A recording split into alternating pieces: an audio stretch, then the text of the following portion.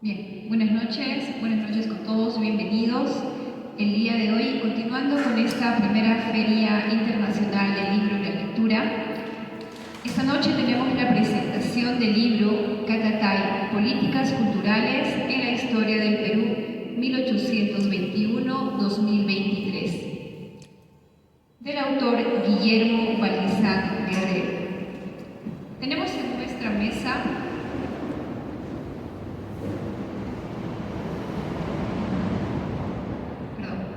nos acompañan esta noche el señor Marco Antonio Moscoso Velarde, gestor cultural y comunicador de la Universidad Nacional San Antonio Abad de Cusco, la antropóloga Ángela de la Torre Tupayachi, también de la Universidad Nacional San Antonio Abad de Cusco.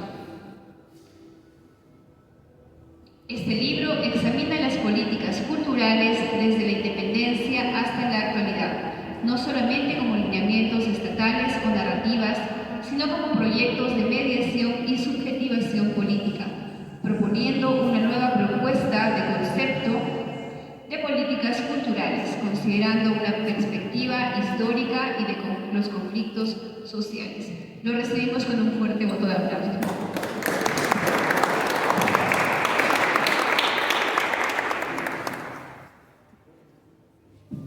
Bien, muy buenas noches.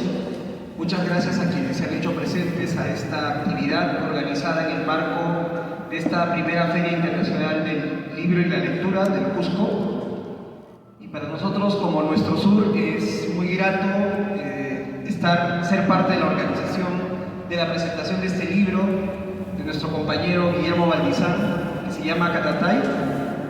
Y sin más, agradeciéndoles nuevamente su presencia, ¿no? Y esperando que esta conversación sea enriquecedora. Yo creo que lo va a ser definitivamente, sobre todo por las circunstancias en las que nos encontramos ahora, ¿no? Y todas las dificultades además que ha habido para realizar estas actividades, porque sabemos que vivimos, como dice Guillermo, bajo la vulneración de los derechos culturales de los peruanos y las peruanas en el actual régimen. Entonces creo que es bastante pertinente abordar esta discusión. Y sin más, vamos a empezar con Marco, luego con Ángela y finalmente terminaríamos con Guillermo. 10 minutos está bien, por ahí si nos alcanza un poquito más de tiempo, conversamos un poco más. Muchas gracias, Álvaro, muchas gracias a todos por estar aquí. Yo muy feliz de estar compartiendo esta mesa y nada, volviendo a este espacio, ¿no? Donde he estado trabajando también mucho tiempo, hemos producido muchas cosas. Como les comentaba, yo lo he traído escrito para no olvidarme cosas y tampoco para explayarnos tanto y al final llegar al tiempo que nos han dado. Es un tiempo prudente para poder conversar. Bien, nada, buenas noches. Es un honor para mí estar esta noche, como ya decía, hoy y ser parte de la presentación del libro de nuestro amigo Guillermo Valdizán, ahora en Cusco. Catatay no solo es un recorrido profundo por la historia de las políticas culturales en el Perú, desde la independencia hasta la actualidad, sino también por la historia misma de nuestro país. Este ensayo organiza información dispersa en el marco de un debate vigente y propone miradas críticas que cooperan con la posible reconfiguración social y cultural del Perú. No solo analiza en torno a las políticas culturales del Estado en su relación con la cultura, sino que también abre un espacio para reflexionar sobre el impacto de estas políticas en nuestra identidad nacional, en las luchas sociales y en la manera en que concebimos la cultura. El esfuerzo principal de Catatay se centra en una revisión crítica sobre la relación entre las formas del Estado, nación y políticas culturales. Valdizán enmarca su análisis en el binomio de cultura y poder para ofrecer una visión de cómo las políticas culturales han sido moldeadas y condicionadas por contextos políticos, económicos y sociales. A lo largo del texto se identifican distintas maneras en que la cultura ha resistido, promovido el cambio o afirmado su autonomía en momentos clave de nuestra historia. Este recorrido permite pensar en el potencial creativo y liberador que podría guiar una transformación profunda del Perú. Es fundamental tener este tipo de perspectiva teórica en el sector cultural. Mucho del trabajo en cultura en el Perú se ha dado de manera orgánica, empírica y con recursos limitados. Sin embargo, para los gestores culturales actuales, la teoría debe ser un recurso indispensable para trascender la organización de actividades inmediatas y reflexionar sobre el sentido y el impacto de su labor. Comprender este trasfondo histórico y teórico permite a quienes trabajamos en el sector ser conscientes de los antecedentes y saber que, de un modo u otro, han existido políticas culturales en el Perú. Leer a Valdizán en este momento nos ha resultado especialmente inspirador, ya que nos encontramos preparando la cuarta edición de Transiciones, TICU y de agentes y gestores culturales del Cusco.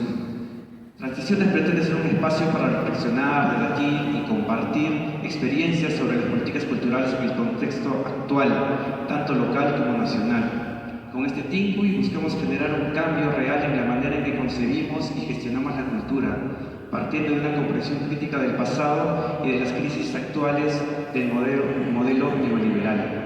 Nos motiva la posibilidad de fortalecer el tejido cultural del Cusco a través del diálogo, la reflexión crítica y la investigación sobre la situación del arte y la cultura, así como la articulación y profesionalización de los agentes culturales para incidir en políticas públicas. Queremos consolidar la cultura como un eje central para el desarrollo sostenible de la región, aunque esto último ya suene a cliché. En este proceso de reflexión también ha sido valiosa la lectura de la gestora cultural ecuatoriana Paola de la Vega, quien propone un marco de gestión cultural crítica. De la Vega nos invita a politizar la gestión cultural, es decir, a reconocer y enfrentar las relaciones de poder que atraviesan este campo. Esto resulta fundamental en un contexto como el nuestro, donde la gestión cultural ha sido influida por modelos foráneos, anglosajones, franceses y españoles, que no siempre dialogan con nuestras realidades. En lugar de asumir de forma acrítica estos modelos, necesitamos desarrollar métodos y herramientas contextualizadas, capaces de problematizar y proponer un enfoque de gestión que esté en sintonía con las necesidades y particularidades de nuestras comunidades. Este llamado a una gestión cultural crítica resuena profundamente con la perspectiva de Valdizán, quien examina cómo la cultura y el poder se entrelazan en la historia peruana. A través de su análisis de distintos periodos históricos y enfoques de políticas culturales, nos muestra la importancia de entender nuestra propia trayectoria y de generar políticas culturales para pensar en la construcción de un campo cultural que, lejos de replicar patrones externos, responda a las realidades y aspiraciones de nuestra sociedad. Creo que es pertinente aquí nombrar experiencias como la Alianza Peruana de Organizaciones Culturales, la Red Más Cultura por Perú y el Movimiento de Cultura Vía Comunitaria, entre otros, pues son ejemplos de cómo la gestión cultural puede adoptar un enfoque que no dependa exclusivamente del Estado central. Estas redes han trabajado de manera conjunta para reconfigurar las relaciones entre el Estado y la cultura, integrando voces de organizaciones de base, aquellas que históricamente han sido excluidas de los procesos de toma de decisiones. En Cusco también hemos participado de estas experiencias desde la Mesa de Organizaciones Culturales, que buscaba visibilizar y entender problemáticas locales, actuales, y para aportar y encontrar formas de gestión que rompan con las estructuras jerárquicas y centralistas que han limitado el desarrollo cultural en el Cusco y en el Perú. Este es un ejemplo de cómo la gestión cultural puede surgir desde las propias comunidades, reflejando nuestras identidades y necesidades, comunión y solidaridad. Finalmente, este libro nos recuerda la importancia de teorizar y organizar el conocimiento en torno a la cultura. Siento que con Catata y Guillermo Valdizán busca acercar miradas críticas y propositivas que iluminen la trayectoria de las políticas culturales y nos inviten a reflexionar sobre el camino hacia adelante. Su obra es, además de un recorrido por la historia de las políticas culturales en el Perú, una invitación a imaginar, debatir y construir una cultura enraizada en nuestras identidades y aspiraciones como país. Este proceso, que combina teoría, análisis histórico y práctica cultural, es esencial para que, desde nuestras organizaciones, sigamos construyendo una base sólida que se nutra de estos tiempos y proyecte un futuro donde la cultura sea un elemento clave para el desarrollo y la cohesión social en el país. Gracias. Bien, Marco, muchas gracias. Ahora le vamos a dar la palabra a Ángela, por favor, igual 10 minutos. Bueno, muchas gracias y buenas noches a todos y a todas. A todos, es un gusto poder estar compartiendo una reacción a la lectura del libro. Debo confesar, o me gustaría iniciar confesando, que tenía muchas ganas de leer el libro porque me parecía muy desafiante el hablar de políticas culturales a través de 200 años de la historia peruana y en particular en el periodo republicano en nuestro país. Y una vez que comencé a leer el libro, efectivamente me di cuenta del título, ¿no? Porque lo que está buscando, lo que nos propone Guillermo en este texto es desestabilizar nuestra concepción tradicional de cómo vemos las políticas culturales, y eso me parece sumamente valioso y además necesario. Generalmente vemos las políticas culturales como, bueno, las abordamos más desde una perspectiva estatal, y como si hubieran surgido a partir de los años 50, ¿no? Cuando buscamos operar en el campo de la cultura desde el Estado y se generan una serie de lineamientos, orientaciones, planes que se comienzan a implementar en los países, ¿no? Y como mencionaba bien Marco, a mí me parece que este texto dialoga muy bien con la investigación de Paola de la Vega, ¿no? Sobre las genealogías de la gestión cultural, porque precisamente necesitamos construir desde nuestro sur, precisamente nuestras políticas culturales, y no solo construirlas, sino también reconocerlas, ¿no? Porque nosotros tenemos una tradición muy grande que se basa en lo comunitario, ¿no? Y creo que eso también, este libro contribuye a darle un espacio a este esfuerzo que generalmente ha sido invisibilizado, ¿no? Excluido de las narrativas de cómo concebimos tradicionalmente la cultura e incluso las mismas políticas culturales. Entonces creo que esa es la invitación de este libro, ¿no? Desestabilizar este concepto, ¿no? En algún momento Guillermo se hace la pregunta de cómo se han modelado históricamente las políticas culturales y cómo también nos han modelado.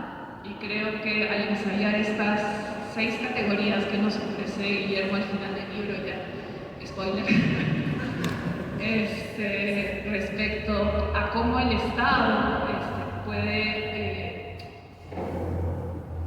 implantar, ¿no? Buscar modelar sentidos comunes y también relaciones, ¿no? Porque finalmente tiene que ver las políticas culturales, y eso es algo que también considero súper valioso, ¿no? Porque no solo ver el tema cultural desde el sector, sino sobre todo ver cómo esto se interrelaciona o se abigarra con lo político, cómo se abigarra con lo económico e indiscutiblemente con el territorio también. Entonces, y creo que estas 6 categorías que nos ofrece Guillermo para hablar desde las políticas culturales del Estado, históricamente en el país, son muy valiosas, porque no solo habla del Estado, sino además habla de estas políticas que surgen de la comunidad, ¿no? De la sociedad, ¿no? Y que no es algo que se ha inventado o que podemos reconocer hace poco, o hace unos años, o a mediados del siglo XX, sino que es parte de nuestra historia, ¿no? Y quisiera recordar estas categorías porque me parecen sumamente valiosas, sobre todo recordarlas en este momento particular de nuestro país, en el que habla de las políticas defensivas, políticas culturales defensivas, las políticas culturales ofensivas y las políticas culturales autonómicas, ¿no? Muchas de estas experiencias creo que podemos reconocer las experiencias en las que muchos de nosotros, como mencionaba Marco, hemos estado trabajando, ¿no? Transiciones, los puntos de cultura, esta misma feria del libro, ¿no? Entonces, creo que esta invitación es precisamente a ensanchar este concepto de políticas culturales, ¿no? Y hacer una revisión profunda sobre nuestra historia también nos invita a imaginar otros futuros, ¿no? Y creo que eso es urgente, ¿no? Y pensar la cultura también en esa amalgama que atraviesa todo lo social, ¿no? No solo desbordar lo artístico, desbordar lo estatal y desbordar la misma cultura, ¿no? Para reconocernos en comunidad y en colectivo, ¿no? Que es algo que precisamente se ha ido erosionando en todos estos últimos años, y creo que hemos sentido ese catatay en los últimos años, ¿no? Que nos ha desestabilizado profundamente. Finalmente, otro punto que me parece muy valioso del texto es que nos ofrece una lectura en dos niveles de la cultura, que es creo que importante también tenerlo siempre presente, ¿no? El potencial transformador de la cultura, para transformar sentidos comunes, para transformar las relaciones que establecemos entre nosotros en comunidad, en la sociedad, cómo concebimos nuestra ciudadanía y cómo la ejercemos, por un lado, pero también la cultura puede ser un camino para reproducir estructuras de opresión, modelos de opresión, modelos en los que buscan la sujeción de unos sobre otros, ¿no? Entonces, creo que precisamente hay que desestabilizar eso y reconocer esa disputa. Y que las políticas culturales son parte de eso. Hay que disputar ese espacio desde la sociedad civil y también a quienes en algún u otro momento hemos estado, también desde el Estado, luchar por transformarnos. Entonces, yo me quisiera quedar con eso, no sé si llegué a los 10 minutos, pero los invito a leer el libro. Me parece que es sumamente importante pensar las políticas culturales desbordadas, ¿no?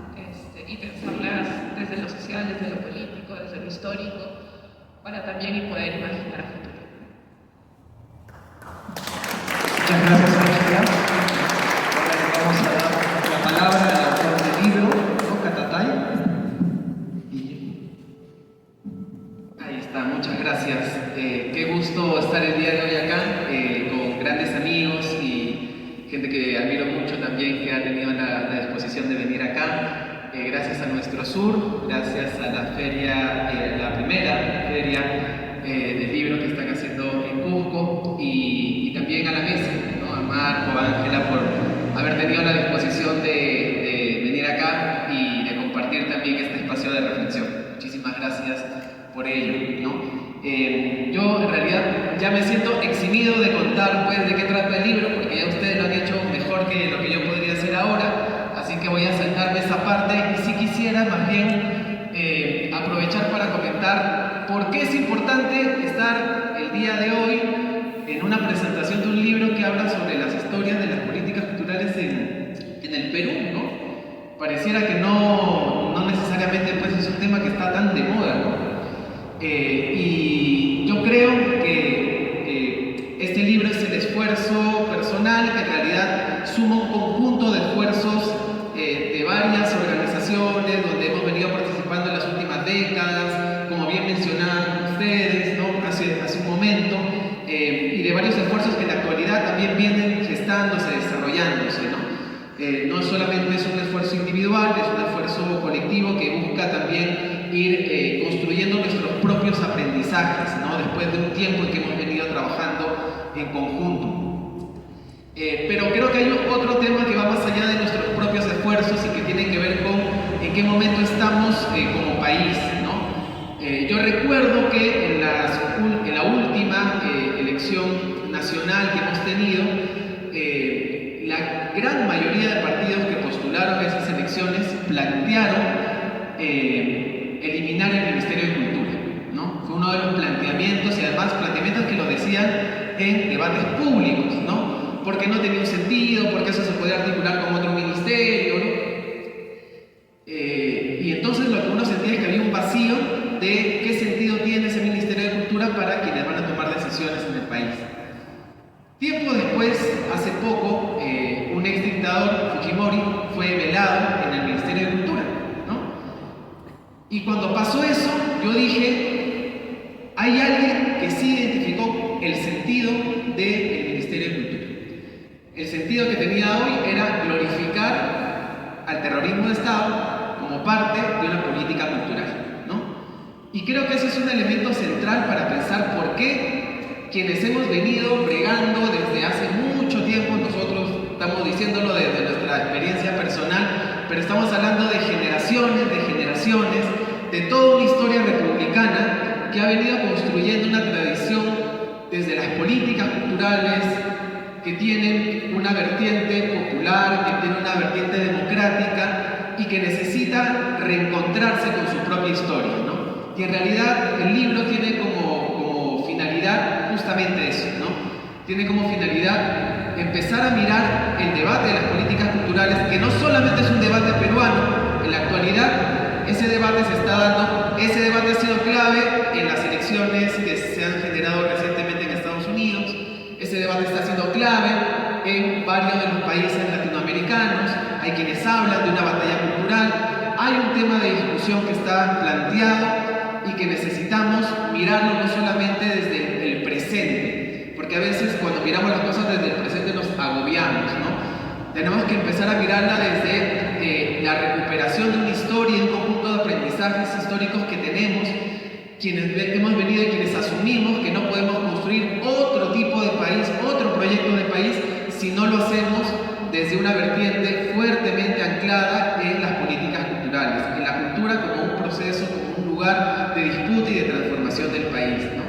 Y es por eso que nos decidimos hacer algo que puede sonar también desbordante, como decían, que es hacer una historia de 200 años, ¿no? de experiencia de políticas culturales, tanto del Estado como de las organizaciones sociales, culturales, ¿no? Y eso también es algo muy interesante de ver y espero que quienes puedan tener una aproximación al libro lo puedan reconocer. Y es que cuando hemos estado analizando las políticas culturales, por lo menos durante todo este siglo, hemos tenido dos, limitaciones, ¿no? Por decirlo de una forma. Una limitación es centrarnos en el discurso que construyó UNESCO, ¿no? Que mencionaba Ángela, que es este discurso donde a partir de la Segunda Guerra Mundial se construyen 3 consensos internacionales. Uno de ellos era justamente, junto con los derechos humanos, junto con el estado de bienestar, eran los derechos culturales, ¿no? Y a partir de ahí la historia se empieza a contar. Menos mal, ya la ha mencionado una querida amiga, Paola de la Vega, ecuatoriana, que acá está a punto de sacar un libro ahora que va a ser también determinante, creo yo, para la discusión en América Latina sobre las políticas culturales.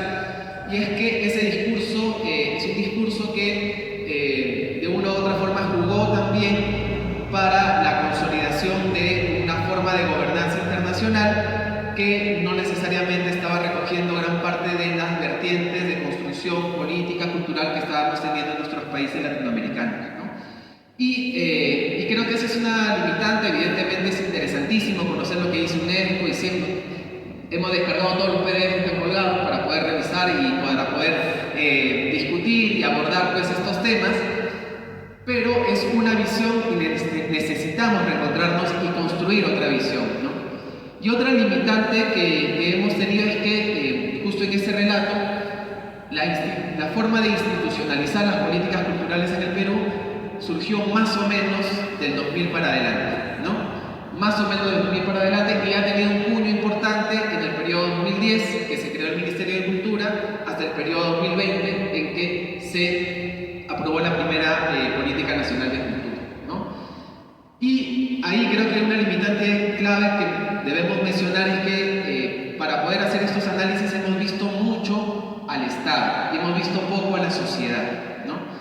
Y entonces cuando hacemos un ejercicio, seguramente pues con todas las limitaciones que puede tener un primer ejercicio de hacer una historia de las políticas culturales en la etapa republicana, lo que empezamos a ver es que el Estado ha dialogado, ha tensionado y ha disputado mucho con las iniciativas de la propia sociedad peruana, ¿no? Muchas de las iniciativas que terminaron consolidándose, muchas de las expresiones de gestión cultural, de políticas culturales y las expresiones artístico-culturales que nosotros impulsamos y manejamos, no se han movido necesariamente desde el Estado, ¿no? Se han movido por los esfuerzos de las propias organizaciones, y los Estados o han tenido que incluirlos o han tenido que combatirlos, ¿no? Y creo que justamente empezar a mirar de manera histórica y además en un momento como el que estamos, donde gran parte de las cosas que estamos discutiendo justamente en el año que termina el bicentenario tiene que ver con cuál es el sentido de la construcción de nación que estamos teniendo, ¿no?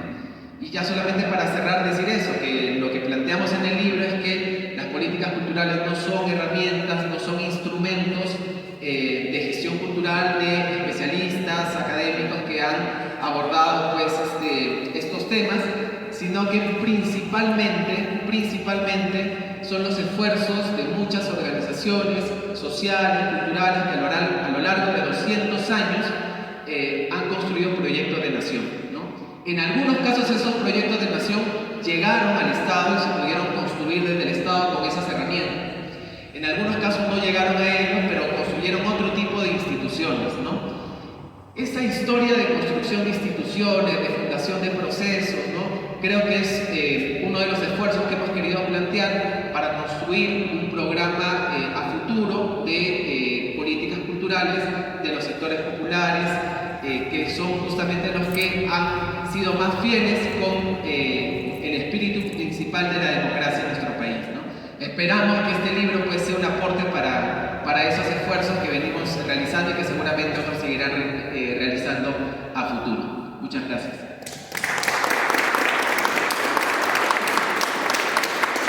Bien, no sé si todavía tenemos unos minutos, si alguien se animaría a hacer una pregunta, algún comentario. No sé si alguien en la sala quiere comentar algo. Y si no hay comentarios, tal vez unos comentarios finales. ¿Sí? Empezamos con Ángel. Gracias. Voy a tratar de sintetizar en todo caso. Hay un ejemplo que pone Guillermo en el libro que me parecía muy decidor y que me gustaría compartir con ustedes, ¿no? Él habla en un momento hacia el final sobre el baguazo y cómo el baguazo es leíble también, o lo podemos leer como una política cultural de expansión para poder facilitar o destrabar las inversiones. Y precisamente esa es una manera, así se crea el Viceministerio de Interculturalidad dentro del Ministerio de Cultura con esta intención. Entonces creo que, por ejemplo, este ejemplo es muy decidor en el sentido en el que nos habla de cómo lo político, lo territorial, lo económico se puede analizar y se puede utilizar también desde la perspectiva de las políticas culturales, ¿no?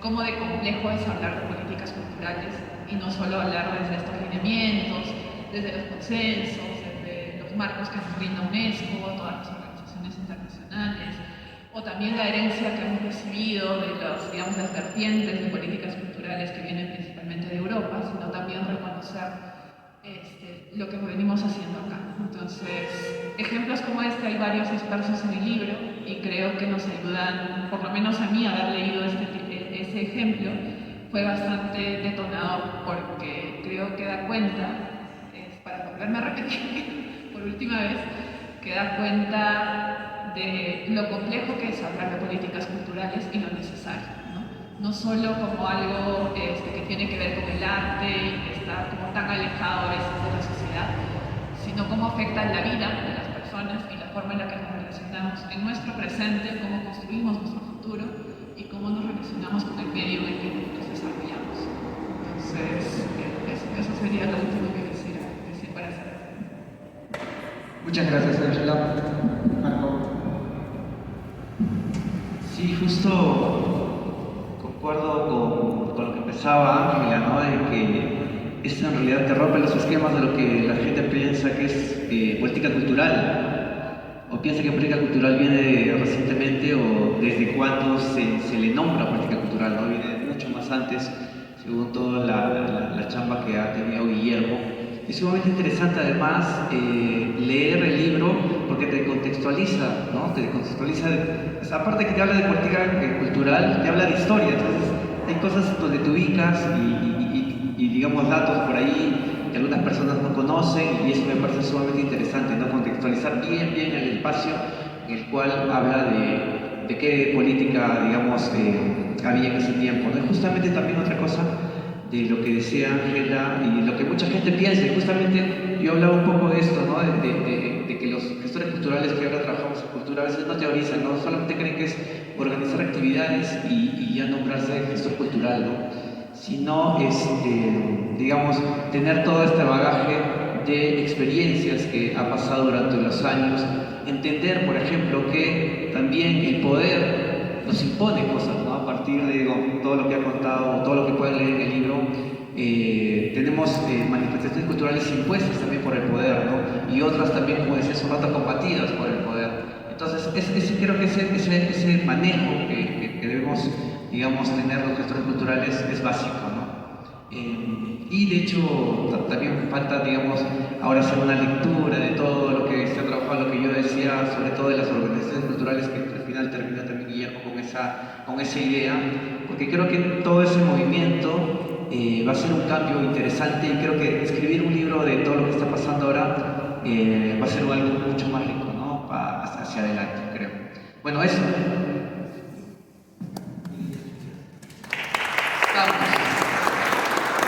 No, yo solamente para agradecerle nuevamente por su presencia y por las reflexiones que ha podido brindar en la mesa. Y recordar, ¿no?, a este filósofo León Rosicner, que decía que cuando el pueblo no lucha, la filosofía no piensa, ¿no? Y en el ámbito de las artes también decíamos eso algunas veces, ¿no? Cuando el pueblo no lucha, pues los artistas no sienten, ¿no? Y estamos próximos a un paro en breves horas. Creo que es importante llevarnos estas reflexiones para que nos acompañen, para que nos abriguen un poco el espíritu del día de mañana, pero también para ver que tenemos una tarea de construcción, ¿no? Quienes empezamos a militar en el 2000, por ahí, ¿no? Empezamos a meternos en ciertas travesuras en esos tiempos. Lo que sentíamos era que la cosa estaba demasiado ordenada, clara, y había un consenso inamovible, ¿no? Y en cambio ahora siento que, a pesar de que estamos en una crisis muy profunda, hay mucho terreno para construir, ¿no? Hay mucho terreno para construir. Y se construye desde diversos lados, se construye desde las calles, pero también se construye desde la reflexión, en este caso. Y esperemos, pues, que nuevamente lo decimos, que este libro aporte para ese camino, ¿sí? Muchas gracias nuevamente.